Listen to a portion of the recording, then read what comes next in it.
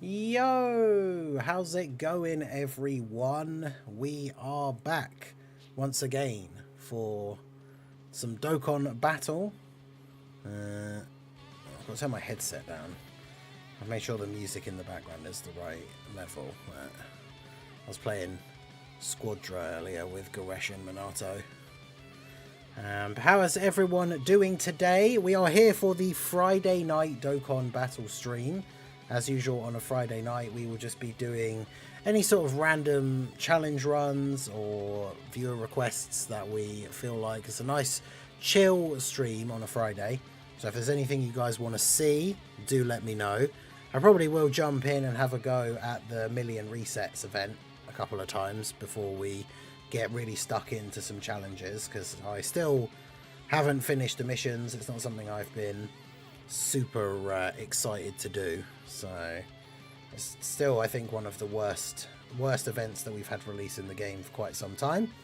So we'll have a few goes and see how we get on. But yeah, other than that, the stream on a Friday night, as always, will just be challenge runs. So if you guys have any requests, if you want to see any particular teams against any particular events, do let me know. I do, of course, have the private server available if there's any units that you guys want to see that I don't have. Yeah, Rohit. Yeah, the Super Saiyan 4. I'm sure Super Saiyan 4 LR Goku cutscene will feature at least once in the stream at some point. Managed to get 94 million on both stages. Nice. Drace, how's it going? Mars Super 17 emotes. Still an absolute travesty that we didn't get a Masked Super 17 for the Heroes collabs. We all need to thank Amatsu. They managed to release a new mode, which is a million times worse than Festival of Battles. I mean, unironically, well, that's a tough decision to make. I was going to say, I feel like unironically I would rather play Festival of Battles. The only problem is that it's so long. Now, there are a lot of things I don't like about Festival of Battles, but the fact that it takes like 2.5 hours. If it was something you could get done in like 40 minutes, like, I would be a lot more interested in trying out random team builds and stuff like that. But yeah, unfortunately, it's not something I... Oh no, it's on auto, isn't it? Well, good. That's a good start. Good start. But yeah, I hope you guys are all doing well. Obviously, it's now Friday, so the weekend officially has begun. What are you guys up to for the rest of the weekend? I know for some of you it's still earlier in the day on Friday, so potentially not quite done with your week officially, whether you're still at work or doing anything else. But the weekend officially begins today. Still no news from Dokkan, so it's been a quiet day. Speculating about the Super Saiyan 4 Gogeta Easy 8 earlier. That's something that I think is going to be very, very highly anticipated. Oh man, these starting rotations are awful. Yeah, highly anticipated Easy A. That's what the video from earlier today was talking about. Managed to get around 97 million using the Family Kamehameha Gohan team build. I'm tired of resetting a million times for good rotations. Yup. I gave up on this World Tournament Chain Battle Punching Bag event. It's terrible. I mean, it's like the worst things of all of those things combined, of World Tournament Chain Battle and the Punching Bag event. Because you've got the fact that it has the ranking system, which seemingly made it like it would be very interesting.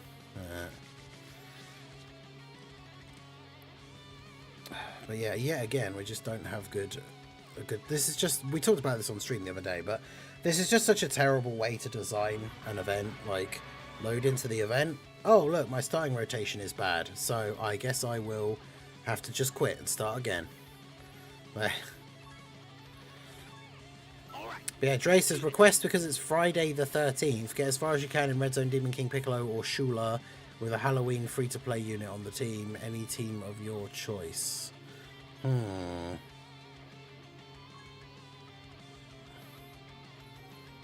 That could certainly be interesting. I think this setup can actually work as well. Let's see. By now the first 100k have done it. I mean, I guess the game must measure exactly how much damage you did, though, because even though the visual cap only shows the all 9s, you do actually do more damage than that. And the game knows how much damage you've done. So I imagine it's just the top 100,000 people in terms of how much damage they've actually done will be the ones that win. But yeah, we'll just do this, make sure we don't get any like same type orbs or anything. The real Mark has again. Ningen, I have undeniable proof that finding a shiny Pokemon is easier than this. But yeah, shout out to Bringer for the $2 super chat. Took 230 tries, but Easy A Tech LR Broly can get it done. Oh right, yeah, because wait, does he even?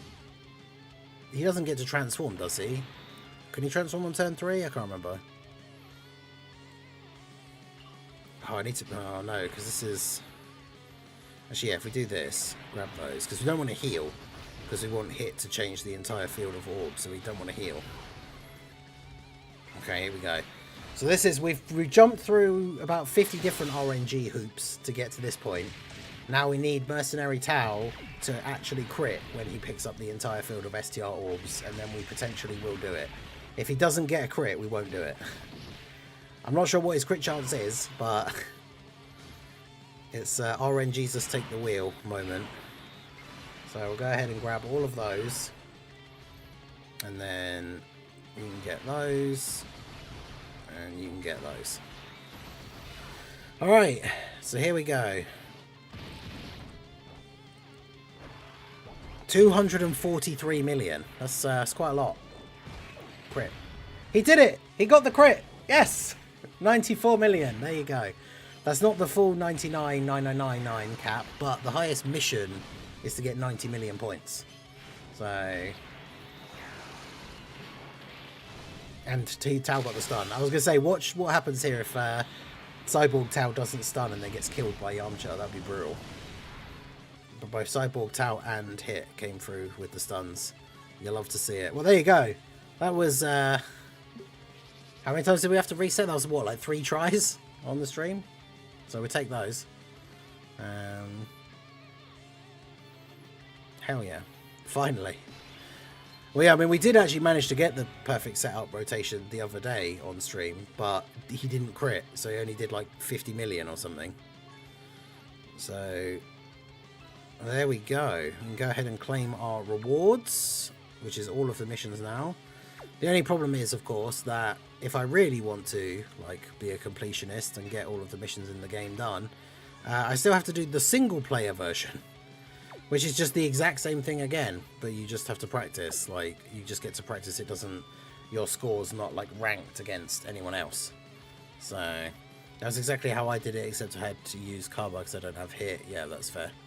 Getting top 100 in the World Tournament is easier than this Million Arena event. I hate Million Arena so much. I'm not quite sure about that. I mean, getting top 100 in the World Tournament means basically playing non-stop for like 72 hours. Not quite non-stop, but yeah, I would probably say that is slightly harder. But yeah, definitely not an event that we enjoy.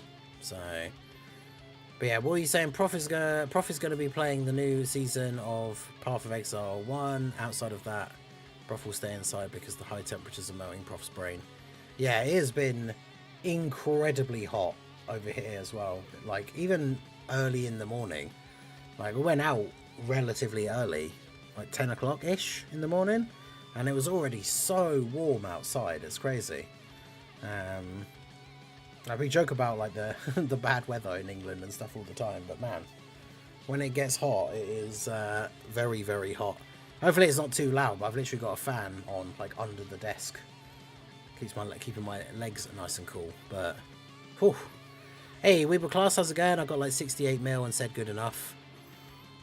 Fair enough. I can't blame you, to be honest. But yeah, how have you been? I feel like I haven't seen you for ages. AC, how's it going? With Dokkan's Dead Time, I've hopped in hard in Grand Cross, managed to get the top 0.1% of players in the world again. Damn. That's pretty crazy. There's, I'm assuming that's obviously in PvP, right? Because it's a game, one of those games that has PvP. But yeah, damn, that's crazy. Right, so what was Drace was saying about using a Halloween free-to-play unit on a team? Trying to think, who are all of the Halloween free-to-play units? Because I'm trying to think who... I mean, it's probably going to be... The most recent one is probably the best one. Pollen where I live doesn't help either. Had to up my allergy medication. Oof, yeah, that's brutal.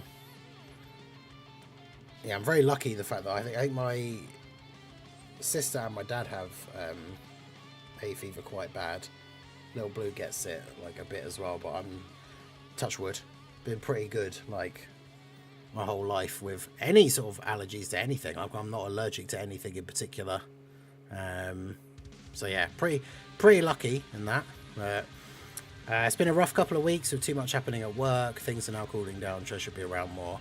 Oh damn, well yeah, hopefully that's good to hear that it's quieting down a little bit, because yeah, being super busy with work stuff can be a bit overwhelming.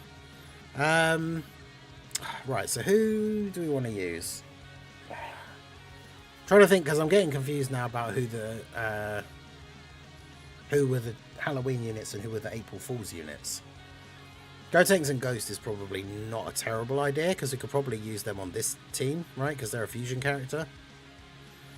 In fact, we could literally just take you off.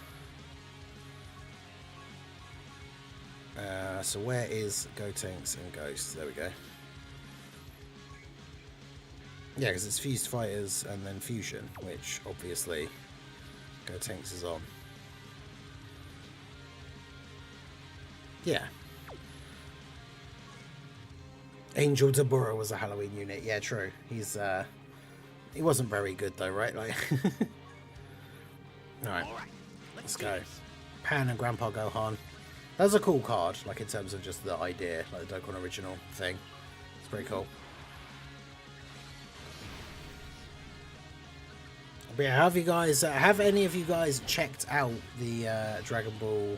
Is it I keep getting confused about how you pronounce the first word. Is it Genshin Squadra? Because it's got an extra I in it, but I swear when the game loads up and Goku like says the name of the game, I'm fairly sure he doesn't pronounce the first I. So I'm slightly confused about how you actually say the name of the game. Obviously it was originally called Project Multi, which is a much easier name to say. And also how it's listed on YouTube. And when you upload a video and it's a gaming thing, you can pick which game it is, so it puts it in the right like category. And it doesn't have Genshin Squadra as an option, it just has Project Multi. Right. But yeah, it's quite a fun game. Played a few games earlier with Minato and Goresh. Put out that video a little bit earlier, just trying to get the hang of things. Played a few more games, which went quite a bit better. So that video will be up tomorrow. Because yeah, I had a few more games. It's very interesting. I played a lot yesterday. I got some W's and L's. Vegeta is my main. Yeah, Vegeta seems quite good. Strangely, it seems like the tanks are like the best characters in the game, which is interesting. Like Zamasu's really, really good. And then yeah, I know Vegeta's good. One of the games we played, like I can't remember who was who, but Minato and Goresh were Goku and Vegeta, and just like absolutely destroyed the bottom lane. And I was in the top with Fat Boo. And then you can play as anyone. Yeah, that's the thing. If you haven't got a character unlocked, you can still play as them. You just don't get any XP for them, which I guess is cool, because if you get like thrown into a game and then like you have to be a class that you don't have any characters unlocked, then in theory like you then just wouldn't be able to play the game. So they make it so that you can still pick one of those characters, but you just don't get any XP for them, which I guess is fair enough. Because getting the XP unlocks the like stars and things, which then let you actually get extra characters by leveling up. But yeah, it's quite fun. I've never played a MOBA before. Little Blue had to look up, when we were talking about it yesterday, had to look up for me what MOBA even stands for, because I wasn't actually sure. Because I've known people that have played League of Legends. It's multiplayer online battle arena as well, by the way, for anyone who, like me, didn't know. But yeah, it's I've never played one before. I've always heard the memes about how like League of Legends is like super toxic and life-consuming. People get like super into it, and then yeah, if you're like a new player, there's not a lot of leeway of like one person on the team making a mistake can basically like throw the whole game, and then everybody else on the other team will be like spamming insults at you in the in-game chat and stuff. So I've heard horror stories about League of Legends, although somebody I know, Bard, who I think he's been on streams before, he's definitely been on at least one Helldivers stream back when we were playing that, has played it quite a bit over the years, but yeah, I've just never really played any of them. MOBA's the most toxic thing ever, just don't even start. Fair. I used to play a good old bit of Smite when it released on PlayStation. Yeah, I've heard of that as well. I was playing with Raudo on his stream, got cooked really badly. It definitely is like, if you're just jumping straight in to play with other people and stuff as well, like, and you don't have any idea what you're doing, and you get match made against a team of people who do all know what they're doing, yeah, it could be pretty bad. But I mean, I've had fun. Like, we've lost a few games, we've won a few games. I think I sort of, for the most part now, have a decent idea of what I'm doing. So, I've been kind of enjoying it. Oh, it's a really bad rotation. I mean, we could.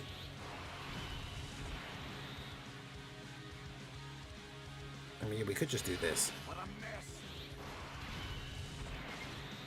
We won't use our active skills here, though. No transformation for Super Saiyan 4 Goku yet, but that's fine. We're learning, though. Yeah, I mean, that's the thing. You don't, you know, give it a go.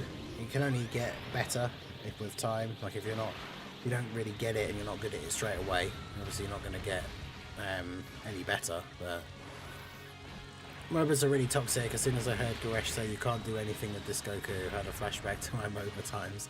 Oh yeah, because it was like the friend on our team that was the fourth person on our team, because it was me, Goresh, and Minato, and the fourth person on the team was a bot. So like, even though there were two of them, it was like every fight was a 2v1 for Goresh because the bot was terrible.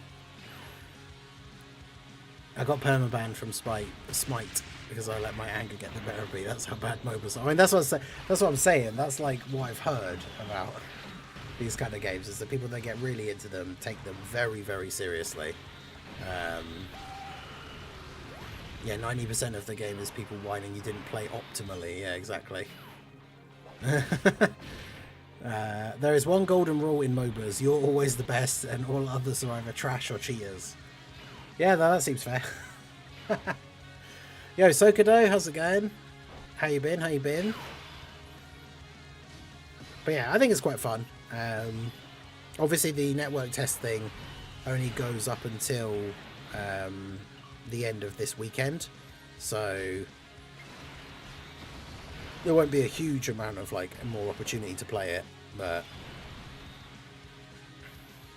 yeah, getting the heals from going back to your like God of Destruction is super important as well.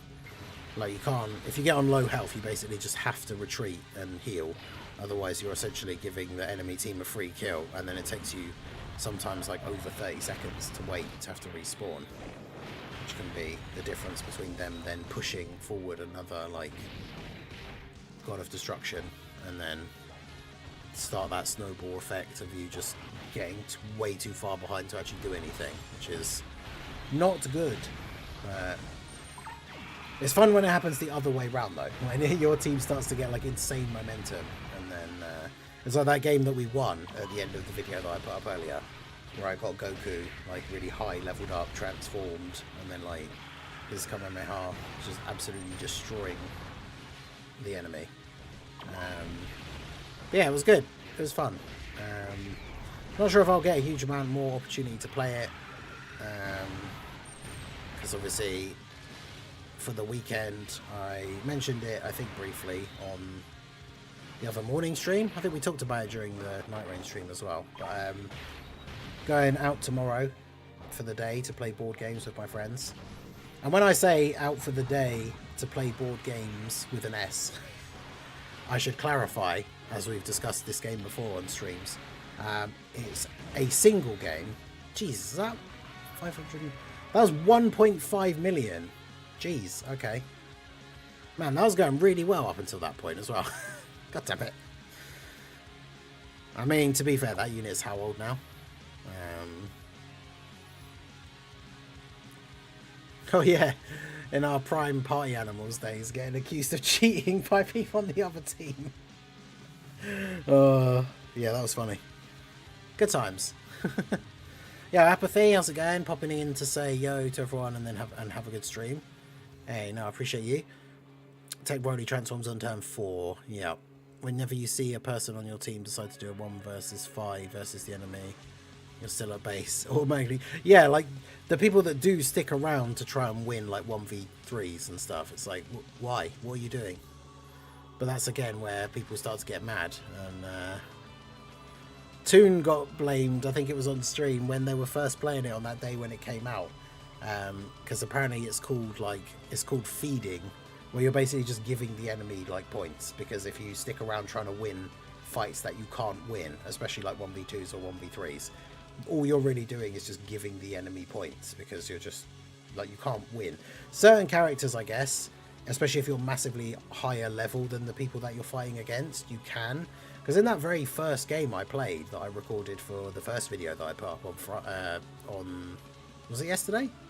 Yeah, the very first game that I played, where I played as Zamasu, I got like a couple of levels higher than the people on the enemy team, and so they were like, I was in the bottom lane just keeping it completely clear by myself, and these, like, I kept getting 2v1, but because I was like 3 levels higher than them, I just kept like winning, because Zamasu is really good as well. It's like a really good tank, and he's one of the few units in the game that does actually automatically heal himself. So yeah, he just absolutely crushed it, which was pretty funny. Brainbuster! Yo, Aaron, how's it going, my dude? Shout out to Aaron Phillips, re-upping his channel membership for 4 months. 4 months in the Ningen Club. Let's go. Member for 4 months. Hi, everyone. How we doing? Yeah, doing very well, thank you. Just here chilling on the Friday evening stream. Doing some challenge runs, viewer requests, just messing around with all sorts of stuff.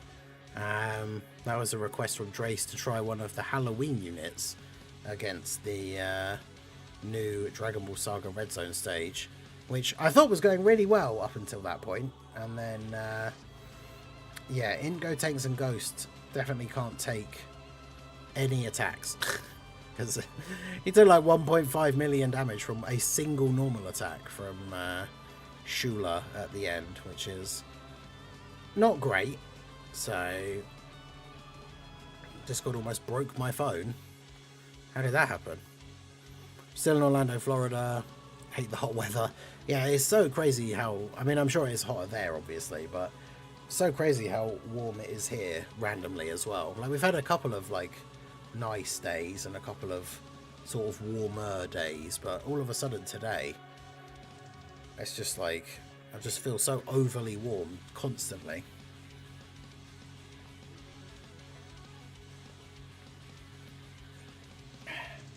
Yeah, gotta make sure we stay hydrated. But yeah, what was I saying? The weekend, oh yeah, we're talking about Squadra, like, because the weekend tomorrow, like I say, going out to play a single board game for like 8 to 10 hours, which will be one game from when we start at 10 o'clock in the morning at my friend's house. The last time, I actually can't remember roughly what time it was we finished last time, but it was definitely after 10 PM by the time I got home. Although I think we might have started slightly later last time, but yeah, it's pretty crazy. And then Sunday is Father's Day over here. I actually didn't even realise that, like, because Mother's Day is a different day here and then I thought it was just in the US, but apparently it's like most other places around the world, it's the same day, apart from here where it's a different day, which was a while back now. But yeah, it's Father's Day on Sunday, so we'll be seeing my dad, going out for a meal with the fam. But I mean, it's not a lot of time for playing Squadra before the network test ends. It's meant to rain overnight. Oh, what, tonight? So that's good. Yeah, hopefully clear the air, be less humid. That's the thing, is the humidity. It doesn't matter if it's like hot in the sun. It's when it's that like heavy, humid like air. It's just, yeah, not good. Not good. But yeah, so I got a pretty busy weekend. What about you guys? What are you up to for this weekend? Whether it be Saturday or Sunday, let me know. Oh, Father's Day is the same everywhere, I believe. Just Mother's Day is weird. Oh, okay, so is it Father's Day for you guys this Sunday? Maybe it is everywhere then. Can't stay long, just wanted to see everyone and say hi. Gotta go, bye guys. Hey, no worries, Aaron. I appreciate you stopping by. Thank you, thank you. Hope you have a good weekend. Yeah, let's jump into I guess we might as well jump into the single player version and try and get the missions done here if we can before we get another viewer request or challenge run. I was trying the tech one, but it wasn't having a huge amount of luck, because Cell should be able to do it. The Goku family, oh my gods. Oh yeah, but we got a new tech blue Goku that we need to make sure we're not picking. Let's do this. Yeah, humidity is a big problem. Problems with breathing today. Yeah, it's just crazy. It's just such a like heavy feeling in the air. But we just announced to my IRL family and friends about the baby coming. So Sunday, Father's Day will be. Oh, nice, awesome. Yeah, I think you did say about that the other day, but that's cool. Congrats again. Oh god, what is this rotation? Not the one that we want to start with, I'll tell you that. Before I go, everyone, like the stream for the man, the myth, the legend, the boss thinking. Seriously, gotta go. Hey, no worries, Aaron.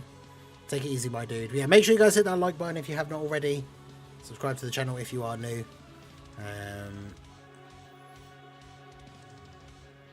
But yeah, let's see if we can actually get a proper setup here. Let's do this.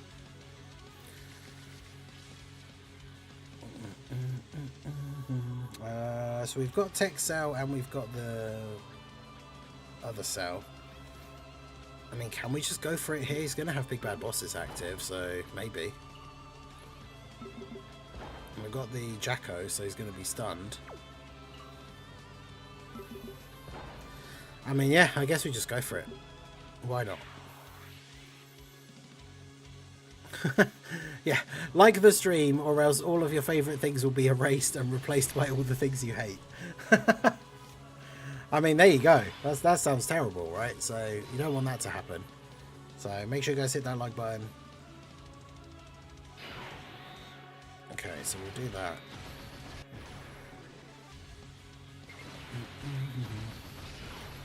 And then do this. So let's see. Can Tech Cell come in clutch here? The problem is, I guess, Tech Cell doesn't get crit chance because he doesn't get any rainbow orbs if you do it that way. I mean, he still crit for 63 and then crit again, but didn't get an additional super. 63 mil, is that it? With a full thing of orbs. That's unfortunate.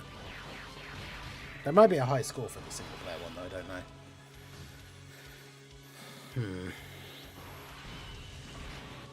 Yeah, because then we just do that. To make, because we've got to make sure we don't die.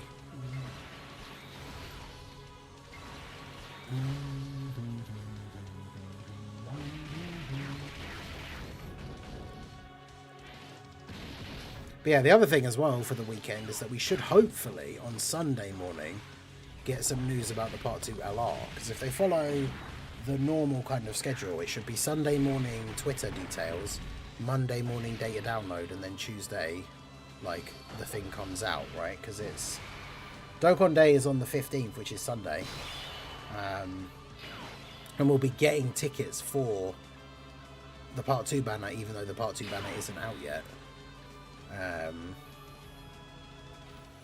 I wonder if we could... what extra links do you get from you? You get a couple.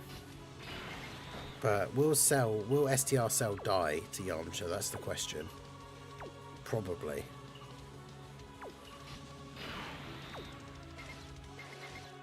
And I guess we could try that. I mean, I'm not expecting great things considering it's less orbs than we got last time, so... But I guess we'll see what happens. Yeah, it's only 121 mil. And he didn't crit, so he did 27.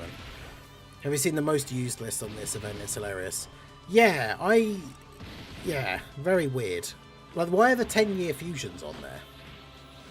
Like, they're not good in this event. What do they even do in this event? Like, you don't get to the turn where they transform. So, like, what are they even doing in this event? I don't know. But apparently they're like they're both like 2 of the 10 like most used units in this event. Unless people were just using them like obviously for their leader skill and not using a nuking style leader, but I don't know. It seems very weird. Yeah, I'm not sure how. I think we'll see some news tonight. I assume they'll need a data download for the next stage. Yeah, I'm not sure. Yeah, maybe it is the lead, but he's getting super. Okay, good. I was going to say, because if we die, he just revives, and then the game ends, because we're out of turns. Haha. As planned. Yeah, Gohan Angad, how's it going? Yeah, let me get up the Global Dokkan tweet and see who it is.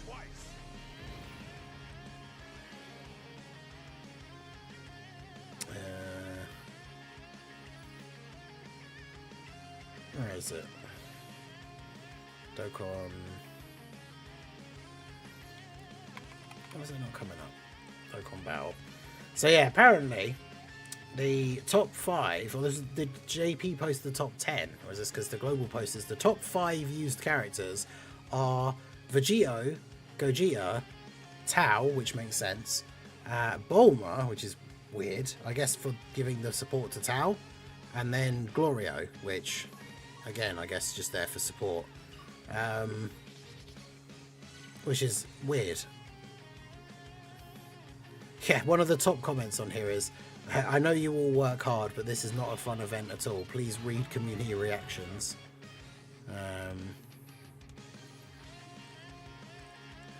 Also, actually, yeah, that's a good point. Somebody made a comment. The most used characters doesn't matter. It says if 1 million scrubs use the anniversary LRs and only get 20 million damage, that doesn't mean that the units are good in the event. It just means that they're the ones that people use the most. Because you would assume, or well, you wouldn't assume because Dokkan does some weird things sometimes. You would assume that if they're going to post a thing that's like the top 5 most used characters, you would think it would be the top 5 most used characters for actually getting the 90 million points. But it doesn't say that in the tweet anywhere. So that's as that person's comment is kind of saying, it could just be the top like most used characters in the event by everyone, even if they didn't actually get like a high score. Which is hilarious because yeah, like what are the leader skill is like the only thing, because otherwise it's like what are the fusions actually doing? But yeah, I made a Glorio team, this team build to try and get the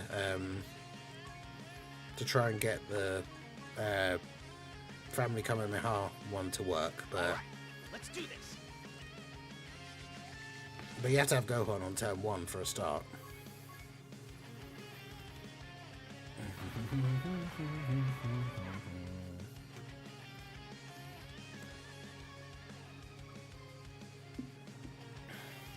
I swear though, lately Dokkan has been timing every single release to always be coming out on the same day as something else that's coming out that I want to do. Like, Tao came out on the same day that that Night Rain came out. And now the 17th is probably going to be the Part 2 banner, and that's when Firebreak comes out. Like, I swear, it's like Dokkan Not release things on a day where I've already got loads of other stuff to do. Challenge impossible.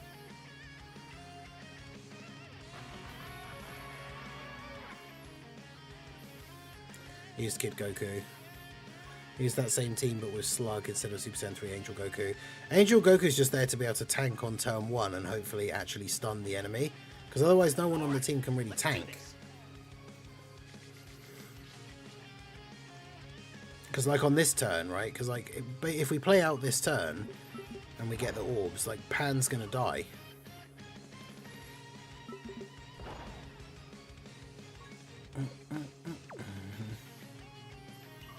And we can give it a try still, but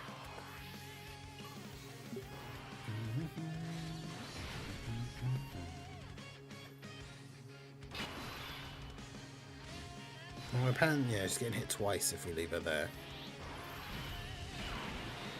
I have an important meeting on the 17th, 1 hour after Firebreak drops. Well, that's awkward.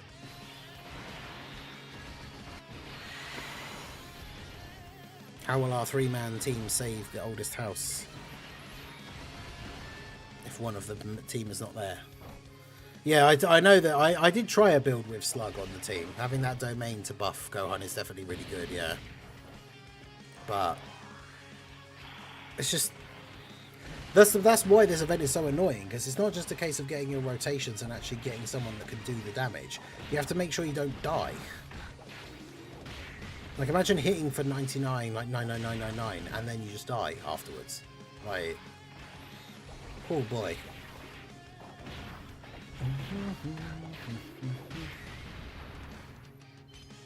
But yeah, I think Pan is probably just going to die here. Her getting the additional super is good, but... Oh, we lived. Actually, this might work.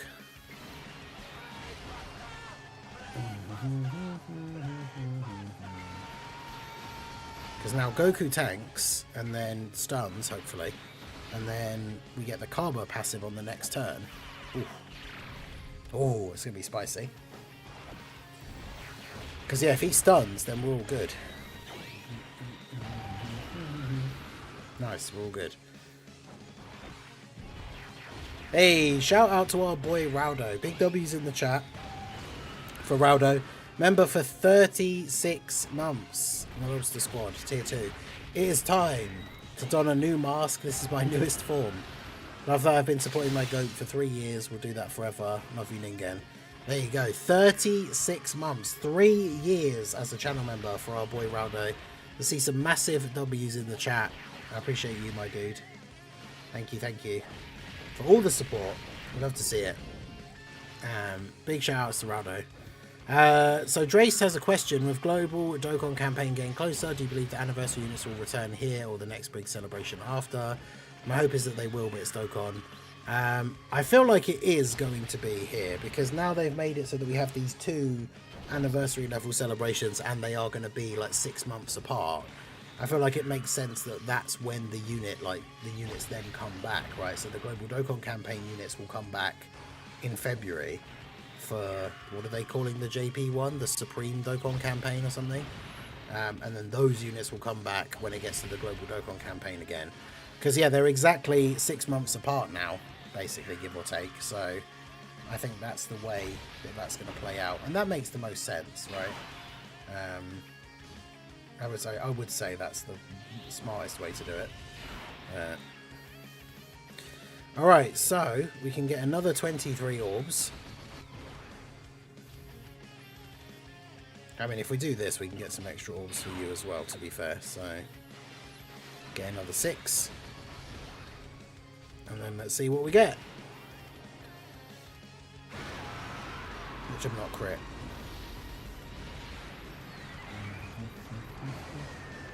Oh look, he didn't crit. What a surprise. I mean, I guess we could do this. But yeah, we're getting the free tickets on Sunday the 15th. We should be getting free tickets for the banner, even though it's not out yet. We'll be getting free tickets for the Part 2 banner.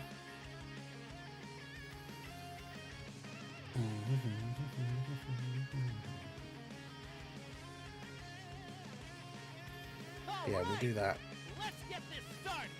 Look, the game crashed after we didn't crit with Gohan. What could have possibly happened?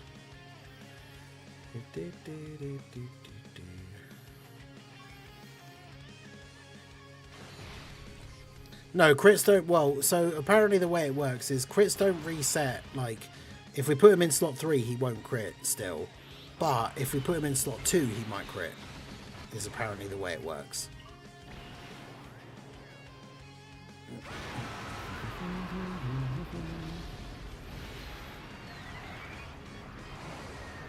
And he didn't crit again anyway, so who cares?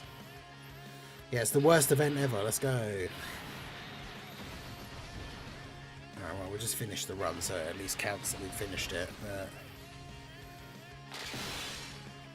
But yeah, I'll probably only use the free tickets for the Part 2 LR as well. Global Dokkan campaign is too close to be throwing stones away like 2 weeks before. But yeah, because the Yamcha's stunned anyway, so we can't actually lose.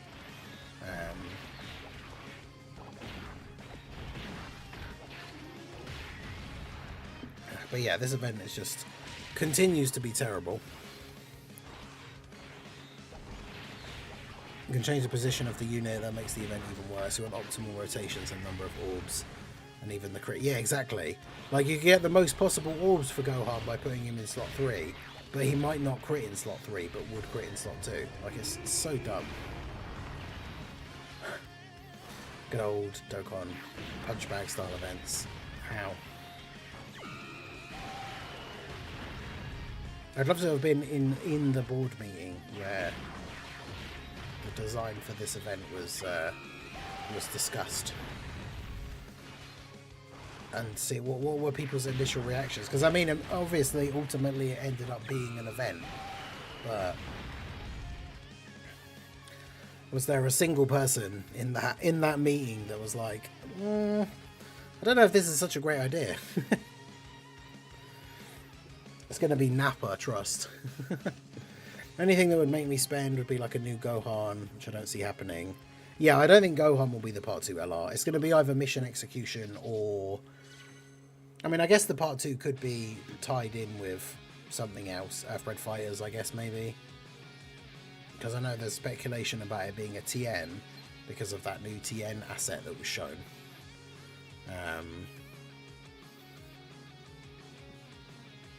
People hate festival battles, how do we fix it?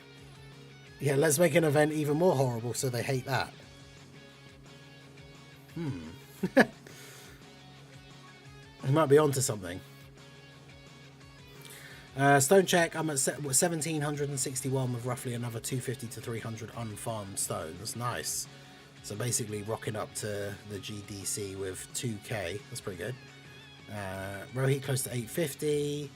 Raudo 527. No unfarmed apart from... Okay, so you've got some in the gift box still. Yeah, I've got 791. So bearing in mind we're going to have a Part 2 banner, which I'll only use the free tickets on, but we should have at least one Easy A, so that'll be another 30. A couple of other new stages of events that we're going to very easily get to sort of 850 to 900 by the end of the celebration. So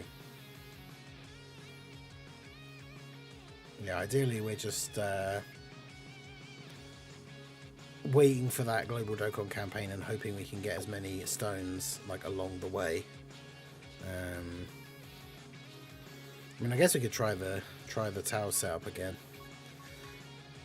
But yeah, just what a unfun event. Took me over 200 resets to make it to 90 million. Like, yeah, that is crazy. Like, when I made that video the other day, that was a different kind of video to the ones I normally make, because it's very much just me, like, off the cuff, like, ranting about the event being bad while doing some runs in the background. Because before then, I'd sat down to record and it was like, right, let's make a video on this new event. And then literally like an hour and a half later, I still hadn't gotten anywhere near the like 90 million points. And it's just like, what is this? Okay, we've got the perfect starting rotations again.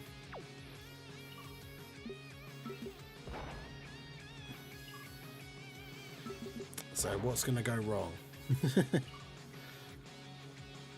But yeah, Goku Ginyu is a good choice for the Part 2 LR as well. Weeb, I think that is a good one. Because it's good for the Ginyu Force EZAs. Good for the mission execution team. Just give him like actual mission execution character like support in his passive rather than just Ginyu Force.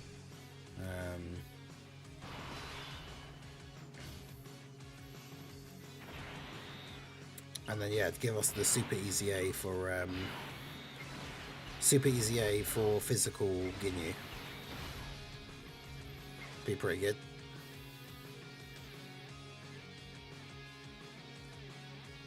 I do have Tech Cyborg Tau, yeah.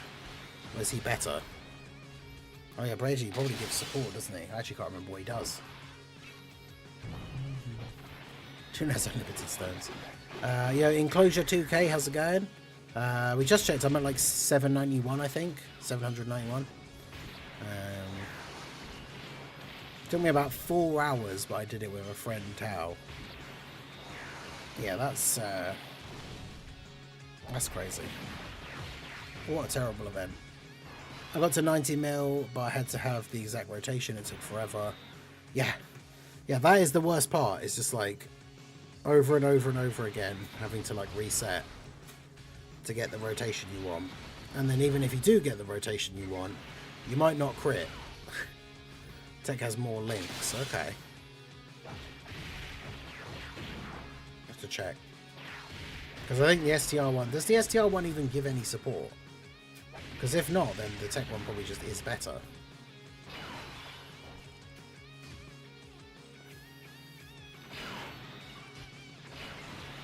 Yeah, get the hit orb change. Let me do that.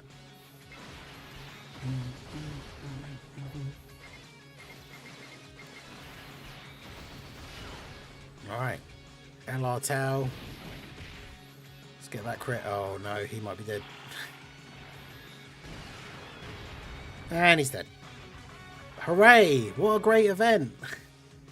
We got the perfect rotation setup that we needed and then got killed in slot 1 because in this punching bag event, the punching bag actually punches you back and can kill you, which is insane.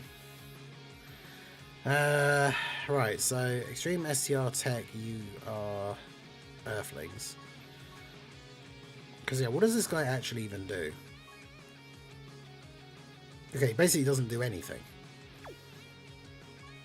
What does this guy do?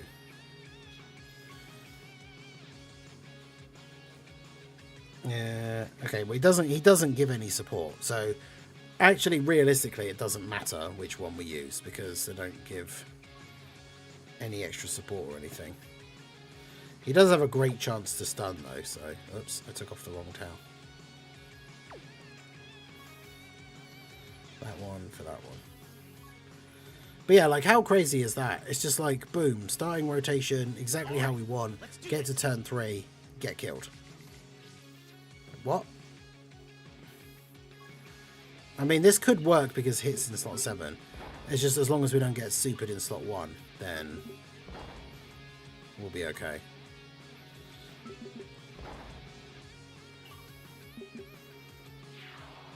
Yeah, why did they think Yamcha should hit this hard? It's supposed to be a punch bag event where you just have to try and hit as hard as you can. Like, why would they also make it so that you could just get killed as well? It's wild to me. The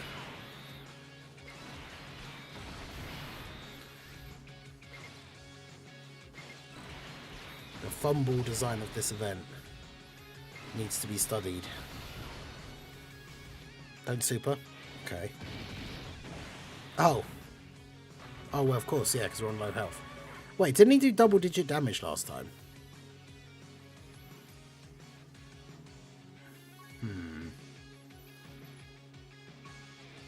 All right, let's do this. Interesting. No, we don't have hit in slot 7, so it's a dud.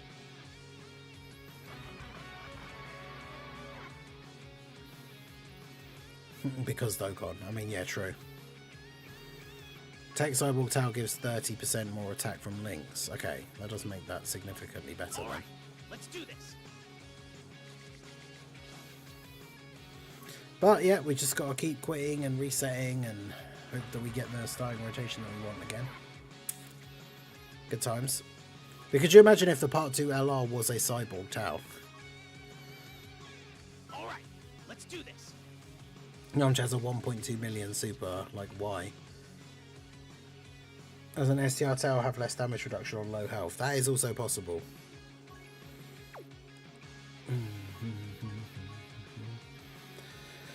But yeah, we're not getting the starts that we want here.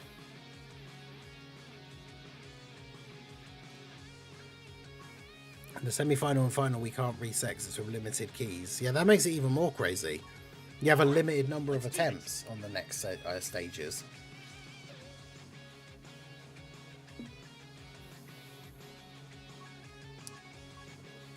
Part 2 LR Cyborg Tau easy skip. I mean, yeah. I mean, let's be honest, like, whoever the Part 2 LR is should ideally be an easy skip for most people, because, again, like, by the time the Part 2 banner comes out, it's going to be, like, 2 weeks before the Global Dokkan campaign. So, save your stones. That's the number one piece of advice. Oh, what am I doing? There's no point in me actually going forwards. No. It still doesn't work. Any upcoming LR is an easy skip unless it's Chadits. Never skip him. Go all in. True. Wherever the Part 2 LR is, it will be helpful. Brackets necessary for the semi-final and final. I mean, yeah, that is very possible. A lot of people did the first stage very easily with Tau, so... I used the Spirit Bomb setup, apparently it's the worst one. Which setup is that?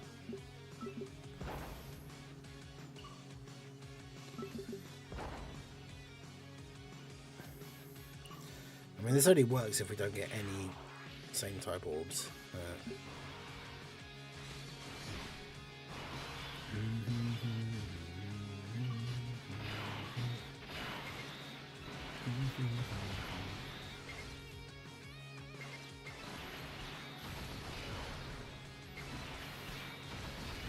Yeah, I don't know how this is going to work. I might end up being in the semi-final. God's sake. I did 99.9 million. Nice.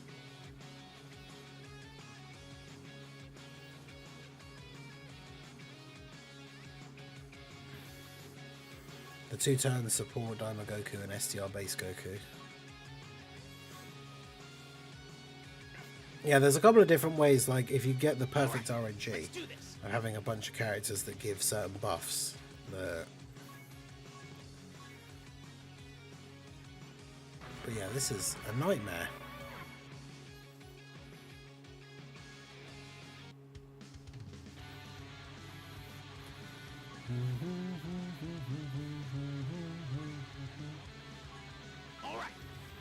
But yeah, shout out to everyone who is here for the stream. Make sure you guys hit that like button if you have not already.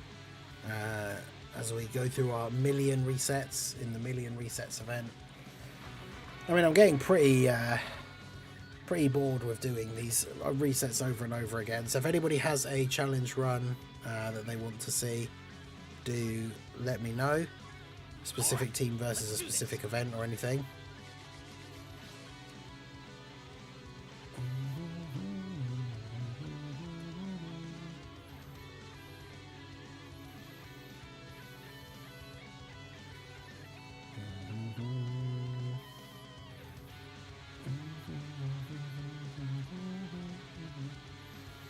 Yep, still no double towel first rotation. The loading screen takes a long time, I notice, when doing the event. Yeah, just anything else to add extra pain and torment for this stage. Double Boo Duo, GT Duo, LR Bulma, and a ton of support. Yeah, I suppose because using a nuking style setup for them doesn't really make any difference, does it? Alright, let's do this. But yeah, this rotation, like, we've got to the 2 Taus and we've got hit in slot 3, but it doesn't work because Tau just dies in slot 1.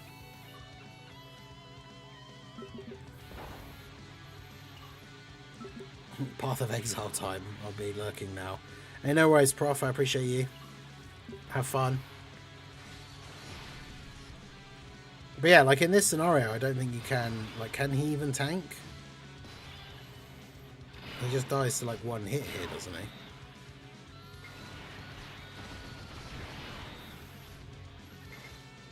And we can't pick up too much. We can't pick up same type orbs and heal, because then we don't get hits passive. Yeah. I mean, I guess, how much HP do we actually have at max? I was going to say, because I guess we could not hit any of the damage, like tiles, and then just take damage from him hitting us, I suppose. But yeah, that's stupid. All right, let's do this. But yeah, I wouldn't be surprised if the Part 2 LR is really good for this event, for the people in the semi-final and final, because obviously those are the whales that got the highest scores already anyway, and are probably going to summon for the new unit.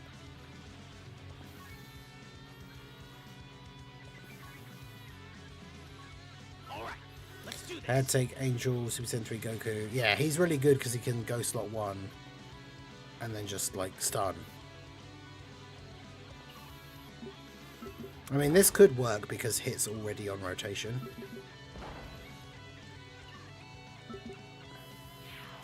Because we do get extra defense with the orbs as well, right? I think.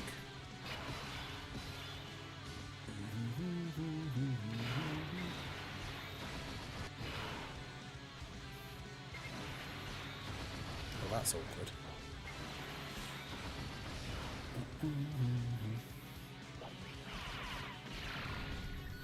Yeah, because he gets a lot of defense. That's almost 300 million attack stat. And he crits, so we got the 999, but do we live the turn? That's the question.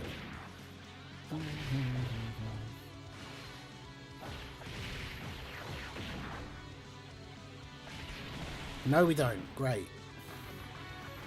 Cool. What a fun event. We actually got the top score and then die.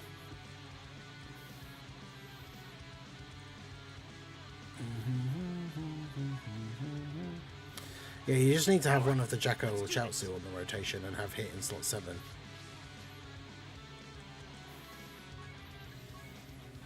Well, tournament stage is what I'm curious about. If it's TN, I feel like he'd be designed as a nuker. Yeah, it would be interesting to see. But yeah, that's so crazy that the event, that can happen. That's the point that I'm trying to drive home about how bad the design of this event is. Like, it's bad enough you have to reset 50 million times just to be able to actually hit for 9999, and then you can just die afterwards. Like, what?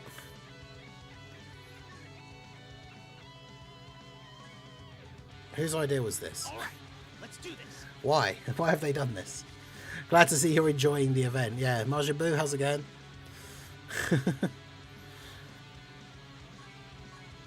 It's so good.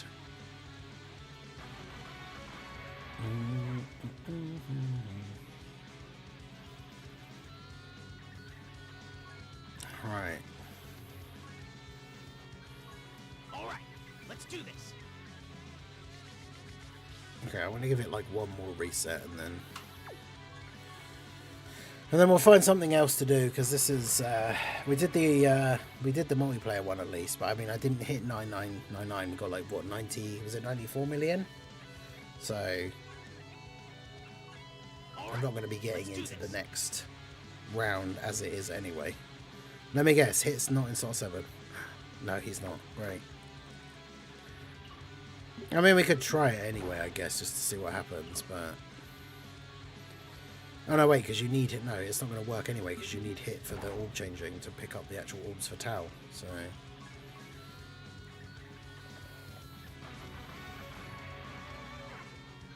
You know what would make this event super easy? And it's something that people have talked about for ages when it comes to endgame content.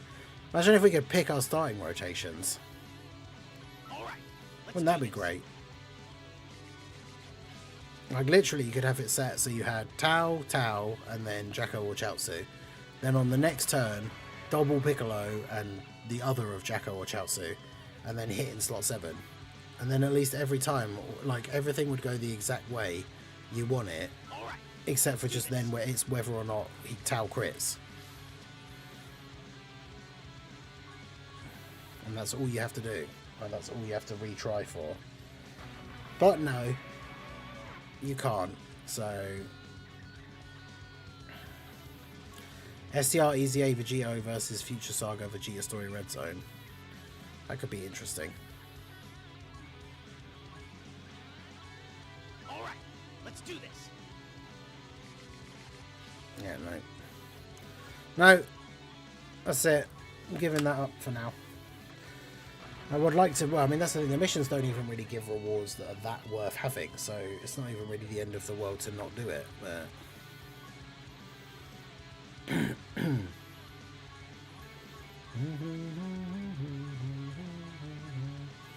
Alright, so the Vegeta Story, Future Saga stage...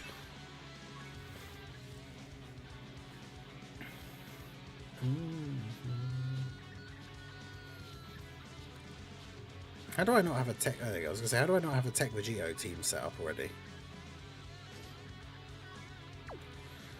Super, STR, LR.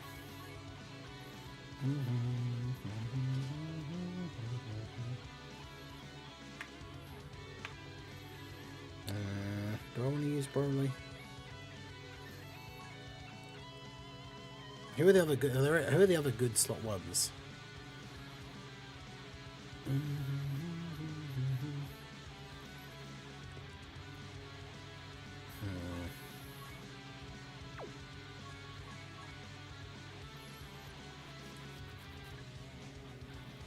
Because yeah, this team is Beast Gohan can be one.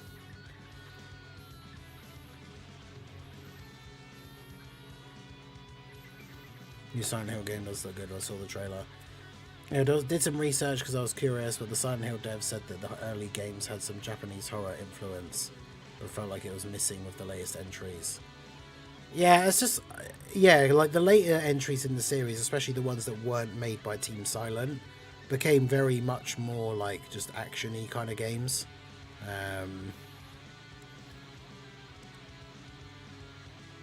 I guess Gotenks can be in some scenarios, but...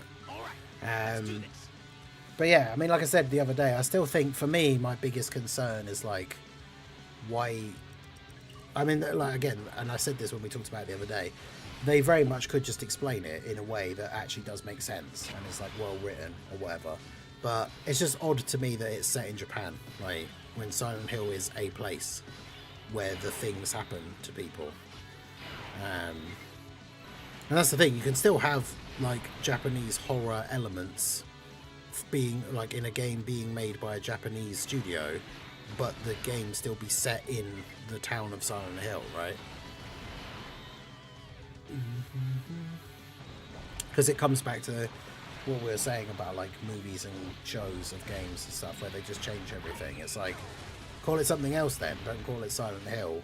Like, give it a cool, like, spooky Japanese horror game name. Because from what we saw in the trailer, there doesn't really seem to be very much Silent Hill about it, other than that it is a horror game. Like, I'm not sure, I'd have to re-watch the thing again, but I don't think there was there any stuff in the trailer of, like, the other world, like what we normally see, of, like, the world transforming into the rusted, like, metal, like, version of the normal world? Does that happen? Yeah, don't get me started on Until Dawn again. Yeah, like, they made a movie of Until Dawn that just came out, except it's got nothing to do with the actual story of the game. But it's called Until Dawn with the same logo. It's like, well, why? Crazy. And that's the thing, all of this is to say as well, like, that's not even to say that I don't think the game will be good. Like, it might be a really good Japanese horror game. It just, my only concern at this point is, like, why is it called Silent Hill? But like I said, it could very much be easily, like, and very well and even, like, satisfyingly explained in the game why, like, and what the link is, if there is one. But yeah, I don't know. It's just a case of, I guess we just have to wait and find out, but...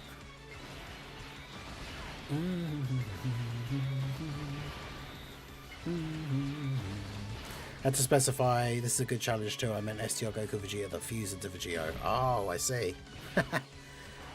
Fair enough. I mean, yeah, this might be over very quickly, so we might get a chance to do that anyway.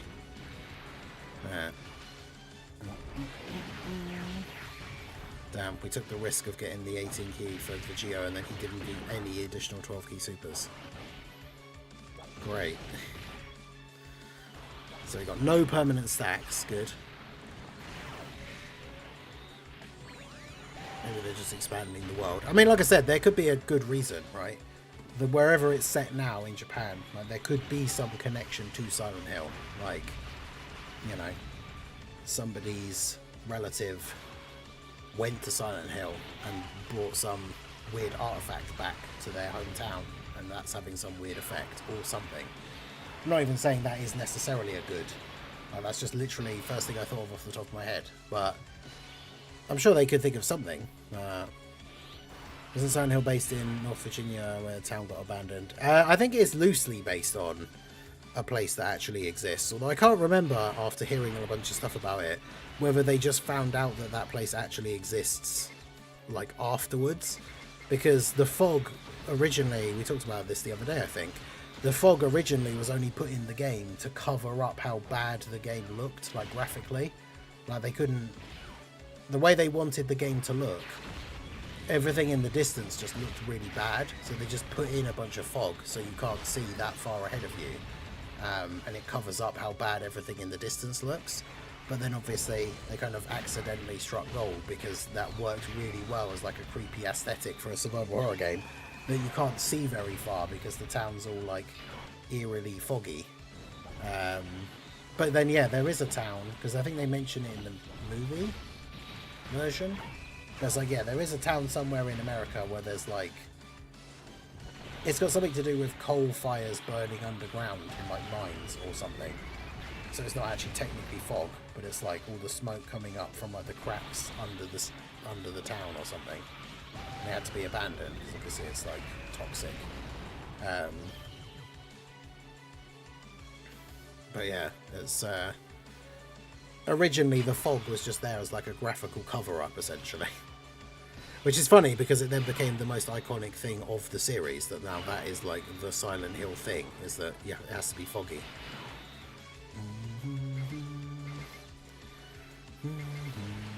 Let's do that. Do that. I mean, it's very possible that Vegito dies again here. But we'll see.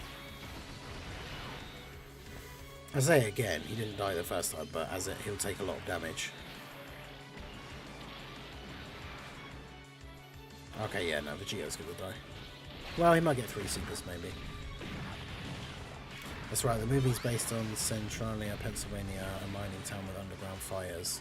The games aren't based on anything, apparently.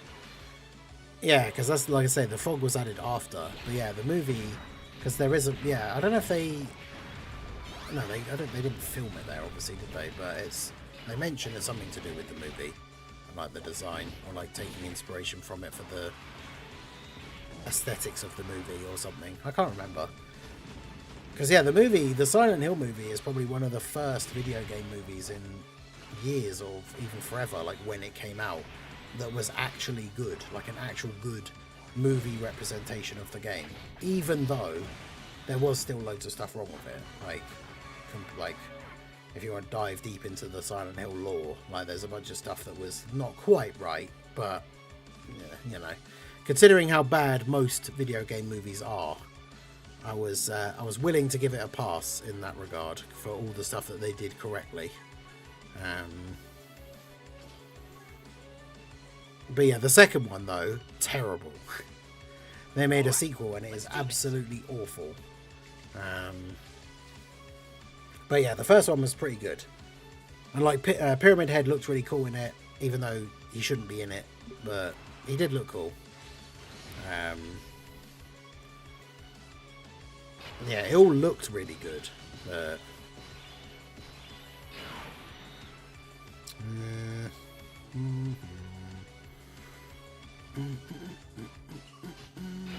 I'll do that, I guess.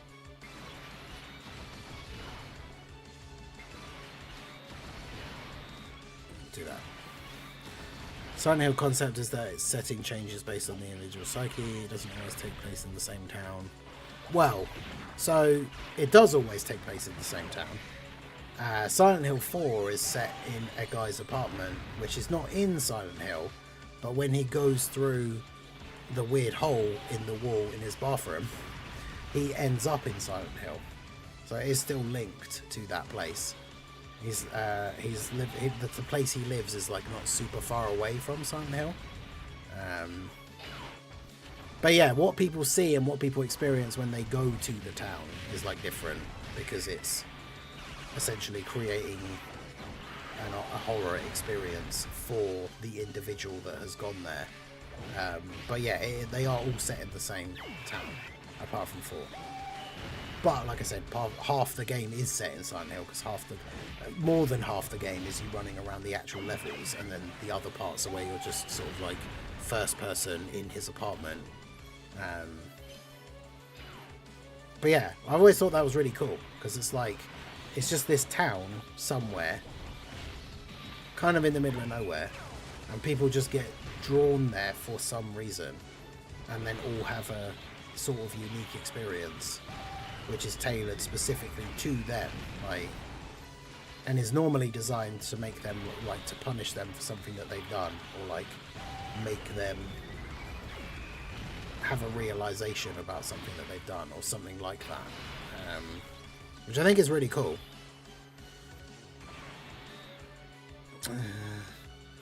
Yeah, we have to float him off because we floated the other one off. But yeah, Silent Hill, I've always been a big fan. I played the original PS1 one back in the day. And that's the thing, Silent Hill and Resident Evil were the two big survival horror franchises on the PlayStation. But Silent Hill was that little bit more horror based, a little bit more creepy. The combat was a bit more clunky, you didn't get a lot of ammo for your weapons, whereas obviously Resident Evil didn't really have melee weapons, although you did have a knife, but it was terrible. And it was mostly about guns, but they both have the puzzle solving, the map that you have to look at and interact and go around the area, backtrack, find keys, solve puzzles to get keys and stuff like that. Now those kind of games have always been really enjoyable for me.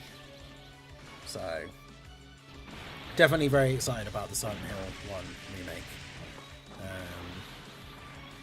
As soon as we find out more news, I'll be making videos for the second channel. Any news about Silent Hill, Resident Evil, that kind of stuff, try and get videos out on them as quickly as possible. Should have put the link in the chat already, really. But we got got some videos coming out about that FBC Firebreak as well for the over the next couple of days, because that comes out soon. We did mention it a little bit earlier. Gaming channel, there we go. So yeah, go check out the second channel if you have not already. Go and subscribe over there. It's where I do all my non-Dokkan stuff. We'll be doing guides and news videos for all sorts of gaming stuff that's going on.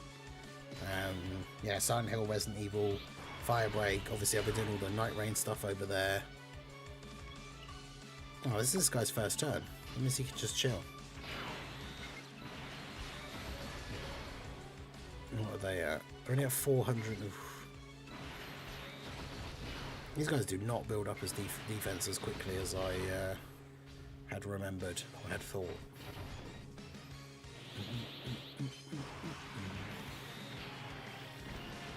So there's the Frankfurt main station. People get drawn towards that for some reason, and everyone has a unique experience. Interesting. I suck at puzzles.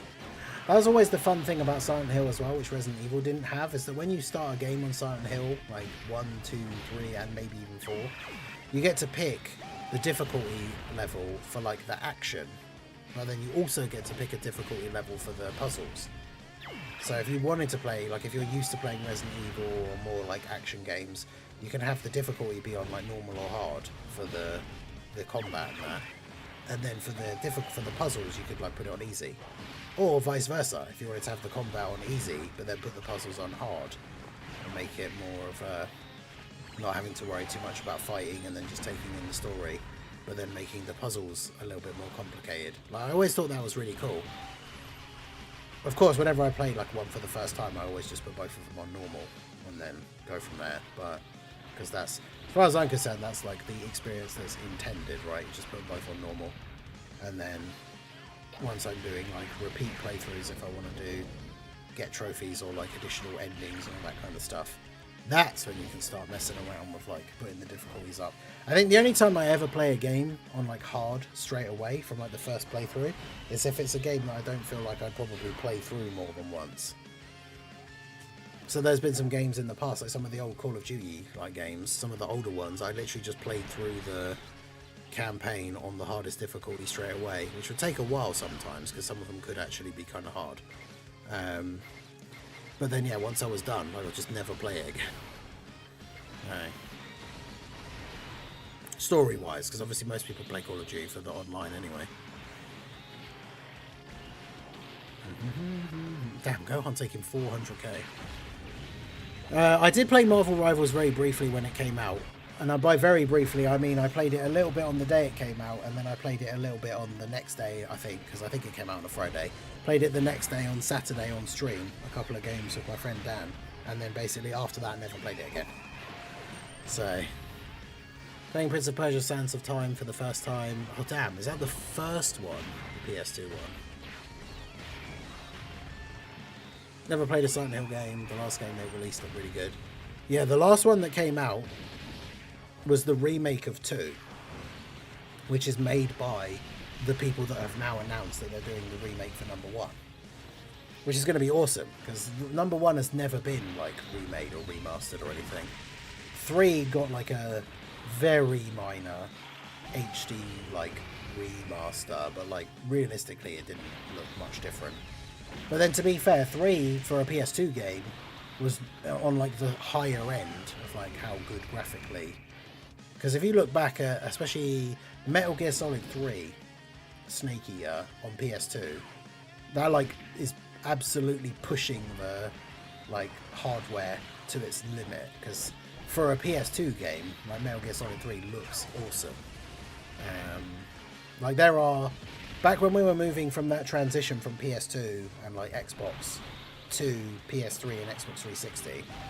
There were bad looking games or like average looking games on the PS3 or the 360 that looked worse than Metal Gear Solid 3, or maybe even also Silent Hill 3, because they were really up there with like, even though they were PS2 games, they looked really good for the time, obviously. Compared to now, when we look at the really good games that we have now, they're obviously not, you know, gonna compete, but at the time especially, they looked very good. So, alright, well, neither of the STR Vegetos managed to do very well against the against that stage. I think my comment didn't go through because of the internet, but we should send Omatsu to Silent Hill for the Million Arena event. Yeah, true. Yeah, all of the enemies are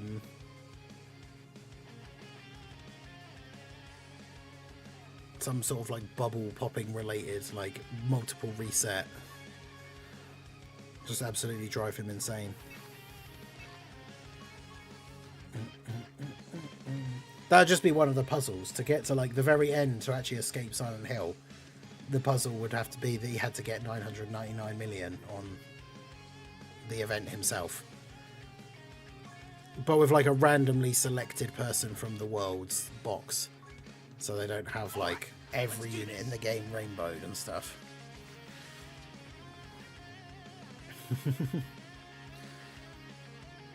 But yeah, it's a shame. I think somebody did mention it, the Silent Hills game that got cancelled. Yeah, the PT that was a demo, because it was going to be a game called Silent Hills, and PT was like a tech demo essentially.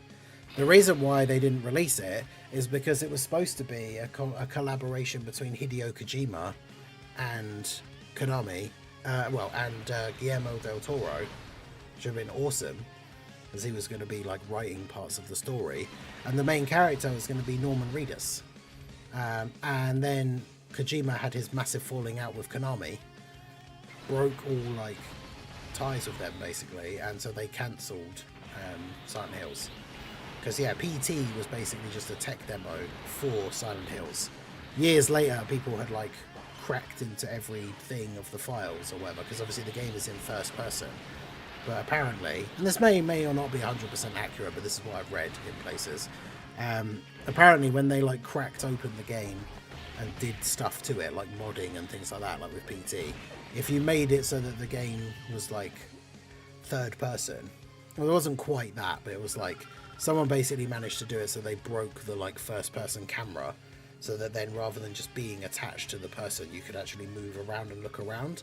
And the character model for the character that you're playing as in PT is Norman Reedus. So like it was the same character that you were going to be playing as in Silent Hills. And then yeah, it got cancelled. So, which kind of sucks, because that probably would have been awesome. At least we got 3 of 4 of those things in Death Stranding. Not that you would know. That is true. I've never played Death Stranding. Death Stranding 2 comes out fairly soon. Little Blue's very excited for it, but like I said, I never played the first one. I can't remember if was it PS, like PlayStation only? I'm trying to think. Death Stranding. Is it PlayStation only? Maybe, because it might have been that it was PlayStation only back when I didn't have a PlayStation, so that's why I wouldn't have been able to get it anyway. That's why I never played games like Neo, because obviously it's like a samurai Dark Souls game, but they were PlayStation only, and I had an Xbox. So,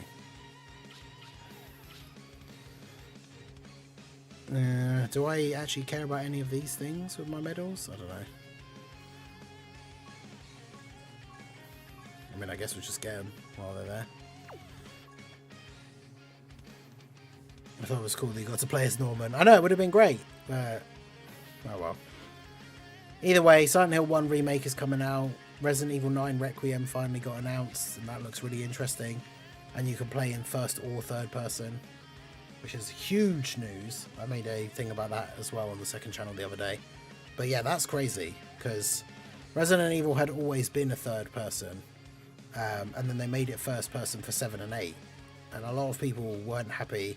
Like, I didn't play 7 when it first came out, literally because I didn't like the fact that they'd made it first person. And it took me ages to finally get around to actually playing it. And then when I finally did play it, it was like, okay, it is actually awesome. Like, it's just a very different kind of game because it's first person, but it is really good, and 8's really good as well. But I love the classic, like, Resident Evils. They'll never go back to like the tank controls, like fixed camera stuff, but the over-the-shoulder third person, like the 2 remake, 3 remake, and 4, like I really like that. I think Kojima used some elements that would have been in Silent Hill for Death Stranding. He also has a project with Jordan Peele. Yeah, they announced that, like, wasn't it the Game Awards like last year? It was like ages ago. Yeah, but we still don't really know much about it. But yeah, bedside bed, how's it going? How you doing? Right. Well, that challenge run was a bit of a bust. Neither of the STR Vegetos apparently any good against the Future Saga Red Zone. So, if anybody else has any other challenges that they want to see, or any other requests, if you want to see a specific team against a specific event, do let me know. I get why people like the first-person view. I mean, yeah, first-person games are good too. First-person horror games. I've never been a fan of like horror games where you can't fight back against enemies, like the ones where you just have to like run off and hide in a locker and stuff. But Resident Evil in first-person does well. Like Resident Evil Village was really, really good. And it was because to be honest, I think it was because Village looked so good.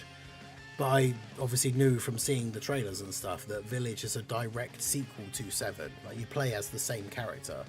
So, when I found that out, then it was like, oh, okay, well, I guess I do actually have to play 7 then before I play Village, because I won't know what's going on otherwise, which it's not what you want. I mean, don't get me wrong, you could still very much enjoy Village as a game without having played through 7. But the interesting thing is, I mean, I don't know. So I don't know about getting into spoilers for a game that is like a few years old, but like, let's just say there's a very important story element in Village that is a callback to something that happens in 7.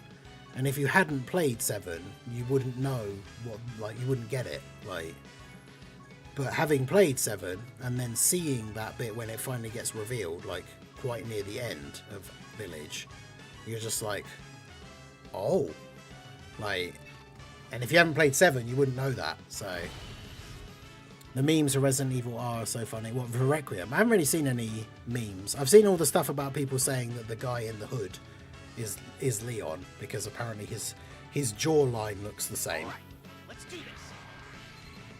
Although the guy looks like a, I mean, he's got a hood up and like a dirty face, and you can only see like this part of his face like below. But like, I don't know, is that gonna, he looks like a bad guy, just maybe because of the lighting and the fact that he's got like dirt all over his face. But I'd be very surprised if that was Leon. I mean, it very well could be, but it'd be a weird way of sneaking him into the trailer. I don't know. But yeah, I'm definitely looking forward to Requiem. I probably will play it in third person just for the classic Resident Evil vibes. But I mean, if it's anything like Village, I'll complete it multiple times back to back to get all of the challenges and the trophies and stuff. So I'll probably do like one playthrough third person, one playthrough first person, something like that, just to see how it goes. And obviously I will do videos and guides and probably some streams as well. So make sure you keep an eye out for that. It's another reason why, like I say, make sure you check out the second channel pinned in the chat. Go subscribe over there. It's where I do all of the non-Dokkan stuff. I'm doing a lot more stuff over there, posting more news and like obviously all the Night Rain stuff. I've been doing guides and challenge runs and things like that. So do go check that out. It'll be a source for gaming news and updates, as well as, of course, the streams of all non-Dokkan stuff. I saw the one with Leon crashing out because he doesn't want to go back to Raccoon City. I mean, understandable, right? All things considered, with the story of Resident Evil 2.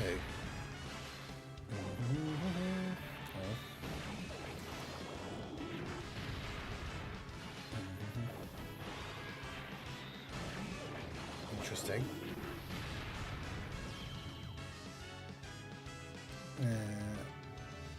Okay. So apparently there's some interesting Night Rain news that I may have to make a short about for the second channel as well. So if you are interested in the Night Rain stuff, like I say, do go check out the second channel. And even if you're not specifically interested in Night Rain, that's where all the gaming news and stuff will be posted, all non-Dokkan stuff. We'll be playing that FBC Firebreak when it comes out as well. That should be interesting. Story for Resident Evil. I mean, yeah, there's the lore of like Resident Evil. It's been going on for a long time now as well. Like, there's a lot been going on across all of those games.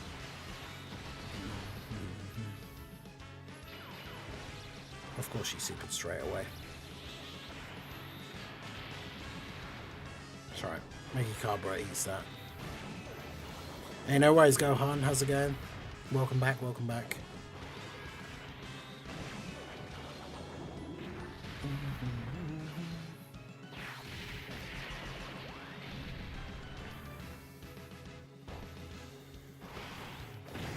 But yeah, so we talked a little bit about who the Part 2 LR could potentially be, but looking slightly further ahead than that, what are your guys' thoughts on the Global Dokkan campaign? Because I've got a video going up tomorrow talking about some stuff for, to do with like the Dimer stuff. Because obviously, like I said, I'll be away for the day tomorrow playing board games with my friends, so I've got the videos for tomorrow recorded already. But yeah, a bit more speculation for the Global Dokkan campaign. I'm still very much all aboard the Dimer for Global Dokkan campaign train. Let's do this. What do you guys think? What do you want to see? Who do you want it to be? I watched all the games on YouTube. The only games I played were 4 Remake and a little of 5 and 6. Yeah, 4 Remake is really good. 5 is, the way I would describe 5 is that 5 is a really, really good action game, like co-op action game. It's not a very good Resident Evil game. Like, it's really not in any way, shape or form a survival horror game. But it's a cool, fun co-op action game. And then, yeah, 6 I really didn't like. So... But yeah, 2 Remake is probably one of the best. 2 and 4 Remake, I suppose, are some of the best ones out there at the moment.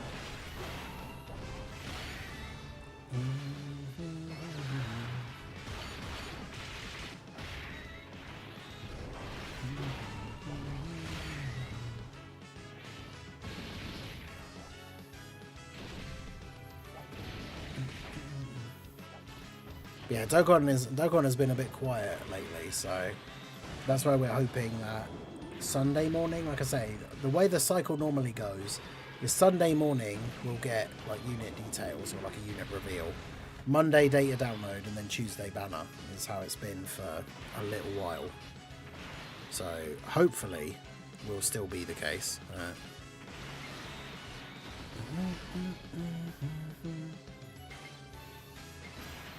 It's funny watching Truth crashing out at Naz in Resident Evil 5.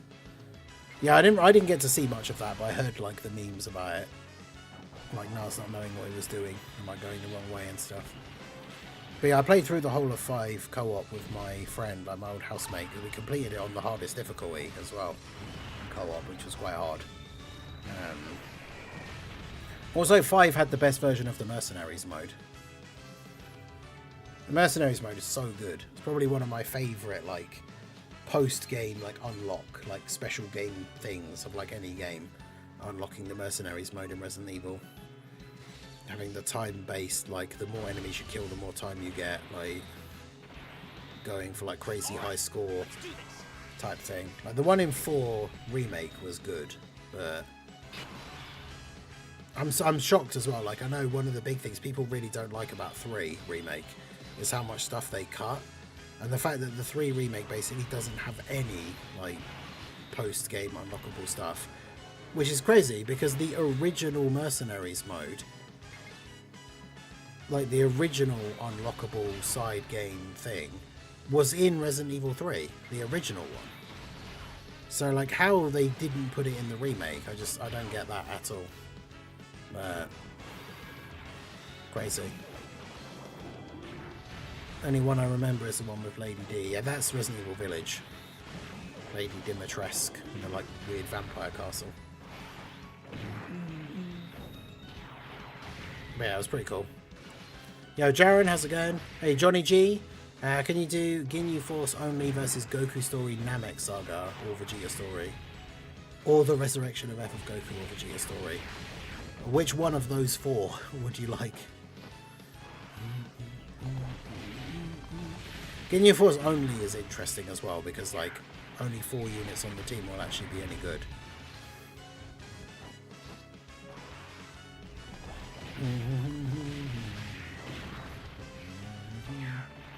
The weird thing about Village as well is because it is mostly very actiony. You've got the first area, the first major area is the castle, and then after that you have the weird like spooky like dollhouse like mansion place. And that whole part like is super creepy and is not action orientated at all. Like you get all of your weapons like taken away from you, and it is very much like a survival horror section, and it's super creepy, which is really cool. The fact that it's very different, like it's a very different section of the game in that part. Whichever's the hardest one. I mean, it's probably the Namek one for either Goku or Vegeta. I don't remember the Resurrection of F1s being that difficult, but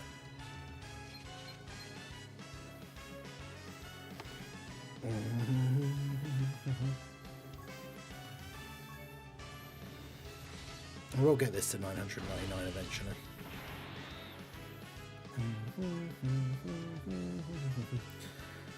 Oh boy, it is warm.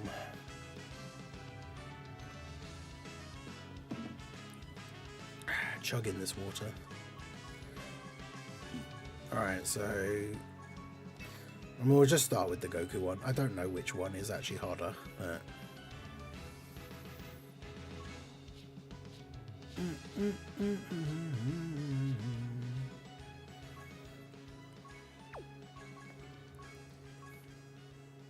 My favourite game series is Metal Gear Solid. Yeah, Metal Gear Solid is good.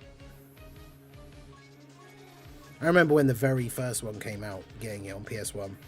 Crazy.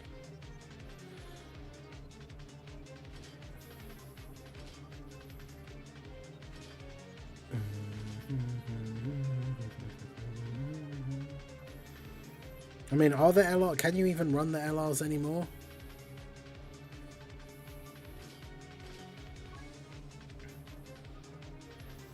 Is it true that the UK doesn't have AC units? I think in the way that, like, America has, houses don't, for the most part, have, like, built-in, like, air conditioning. But you can get, like, AC, like, units, or... Like, we've got a decent-sized one that we have in our living room. But yeah, we don't have it like built. I mean, I'm sure you can get houses, but it's not like a thing as standard that houses have like built-in like air conditioning. I guess probably because especially back in the day when like, well, I suppose a lot of the buildings are quite old, so it wouldn't have been a thing anyway. But obviously the fact that it was never really warm enough for it to be something that people worried about, I guess. I can't remember if the Indian Force has gold or not. But yeah, it is incredibly warm here still.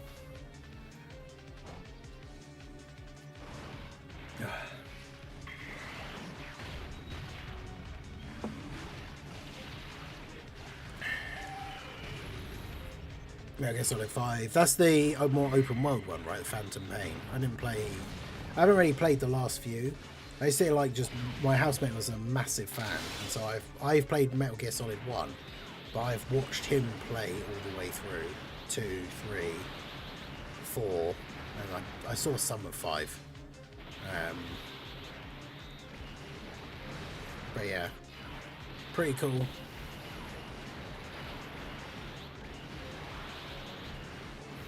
Yeah, the open world one, the Phantom Pain. Because yeah, that one is supposed to be quite good. I live in a desert, so I'm used to having AC. Yeah, fair. I mean, this is a good rotation for the Ginyu Force team, at least. People didn't like the story. I think it has to do with people not understanding the overall plot, yeah.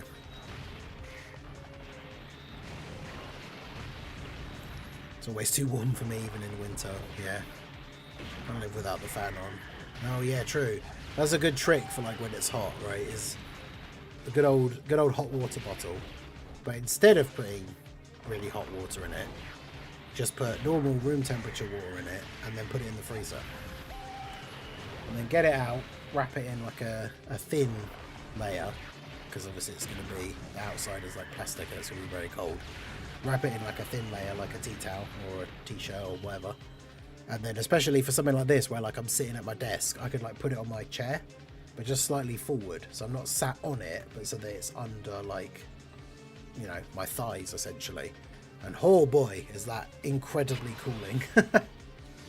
It's very, very good. Apparently, also, technically, Metal Gear Solid 5 is Metal Gear Solid 6, because Peace Walker was meant to be 5.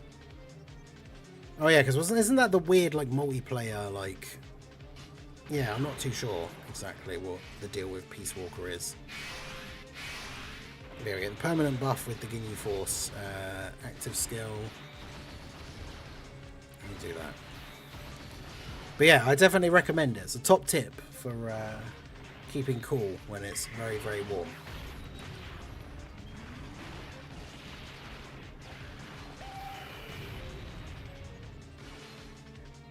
Yeah, don't then use it as a hot water bar after.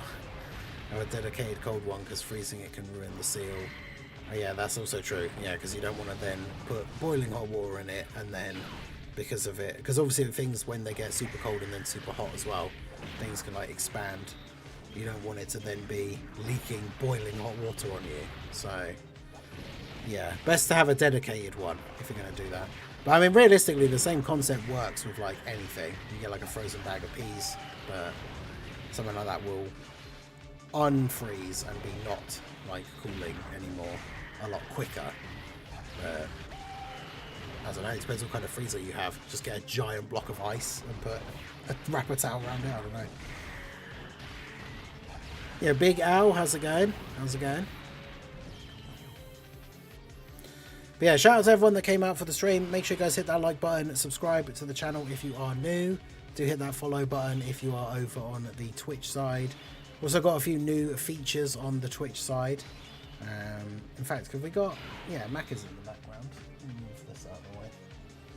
We got the... look at that. There's Mac. You see Mac chilling up there? There's his little ears.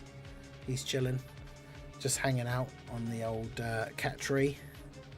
But you can, if you want, over on the Twitch side. Exclamation mark boop. Give him a little boop on the nose. The best part is Nightbot keeps track of the number of times that the boys have been booped. And also all the... Actually, did I put that into this one? I don't think I did. Let me copy it over from... It's actually on the other scene. Is it this one? Yeah. Copy. Paste this over here. I'm not sure where that will appear now though. Maybe on this one we can move it like down here. But yeah, the emotes on Twitch should pop up. I'll move it down here for the YouTube one.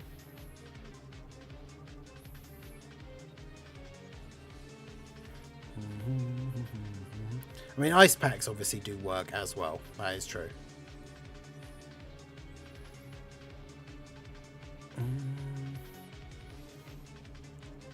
But yeah, that should work. Yeah, and they pop up at the bottom.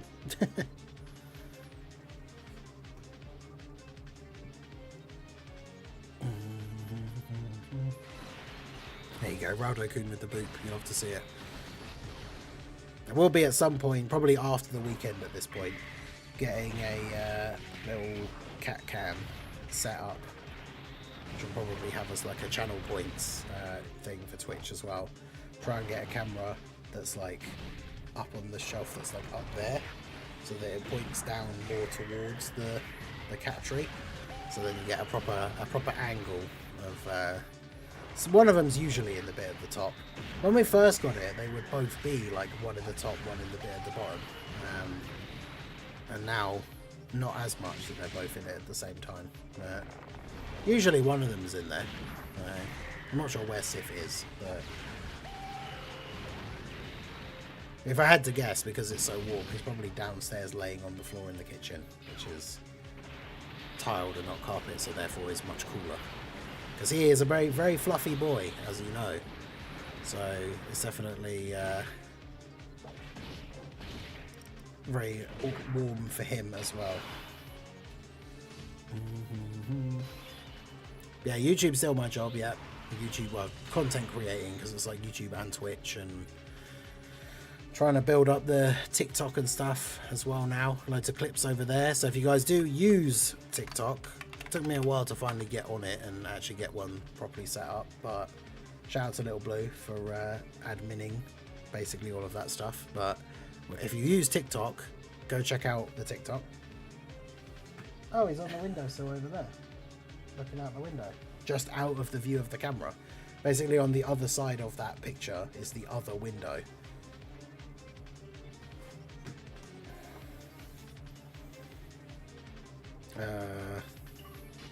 Is this even... Can they even go in slot 1? Hello. Oh.